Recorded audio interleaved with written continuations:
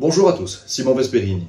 Plutôt que de passer des mois à visiter des biens sans savoir si vous pouvez vous les offrir, avant de flasher sur un bien que vous ne pourrez pas vous acheter, avant de solliciter votre conseiller bancaire qui n'en demande clairement pas tant pour connaître votre capacité d'emprunt, je vous propose d'appliquer un petit calcul que j'ai mis en place et qui va vous permettre en moins de 30 secondes de connaître à peu près, dans les grandes lignes, votre capacité d'emprunt. Alors qu'on soit clair, je suis absolument nul en maths, et je sais que ce genre de vidéos plus techniques sont pas très drôles. Cela dit, connaître ses capacités d'emprunt, c'est fondamental quand on veut s'intéresser à l'immobilier. Le fameux levier bancaire, sans emprunt, fort peu d'immobilier. Donc pour faire court, clair et concis, on va prendre un tiers de vos revenus mensuels, desquels on va déduire vos charges fixes. Si vous avez par exemple déjà un emprunt en cours sur votre voiture ou un autre bien immobilier, on va le déduire. Donc on va garder un tiers de vos revenus mensuels, moins les charges fixes. Évidemment, si vous êtes en couple, les deux revenus de chacun des conjoints vont s'ajouter. On prendra un tiers des deux combinés.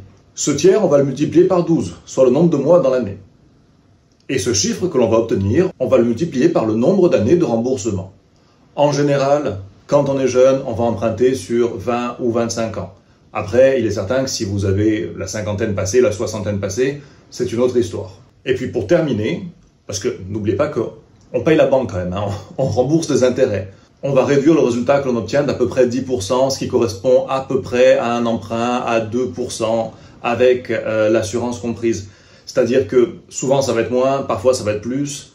Selon votre situation, évidemment que auprès de votre banquier, auprès de votre conseiller bancaire, auprès de votre courtier en prêt, vous aurez un calcul bien plus précis. Mais là, rapidement, sans perdre de temps, on s'y attelle. Imaginons que vous ayez 3 000 € par mois. Un tiers, ça nous fait donc 1 000 €. Multiplié par 12, ça vous fait une capacité de remboursement de 12 000 € par an. Vous empruntez sur 20 ans, ça vous fait donc 240 000 €, desquels je déduis 10%, c'est-à-dire que ça vous laisse avec une capacité d'emprunt de 216 000 €. À quelques milliers d'euros près, vous êtes dans le vrai. Et sans prétendre être dans la justesse absolue, ça vous permet de savoir si la maison sur laquelle vous avez flashé à 1 million d'euros, vous allez pouvoir peut-être en discuter avec votre banquier, ou si en réalité, vraiment, votre capacité d'emprunt, elle est que de 600 000 €. Peine de quoi, bien vous êtes clairement et simplement en train de perdre votre temps et de faire peur à tout le monde. Donc, je reprends la formule ici, regardez. Un tiers des revenus mensuels, fois 12, fois le nombre d'années d'emprunt, et je déduis 10% du résultat.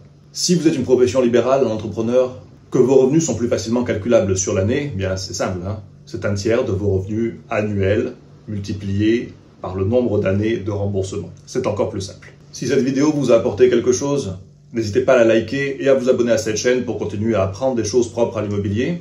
Et pour les gens qui veulent réellement devenir bons, savoir acheter, savoir vendre, savoir investir dans l'immobilier, ou qui sont plus généralement intéressés par l'immobilier en Corse, je vous invite à rejoindre mes contacts privés en cliquant sur le lien qui est sous la vidéo.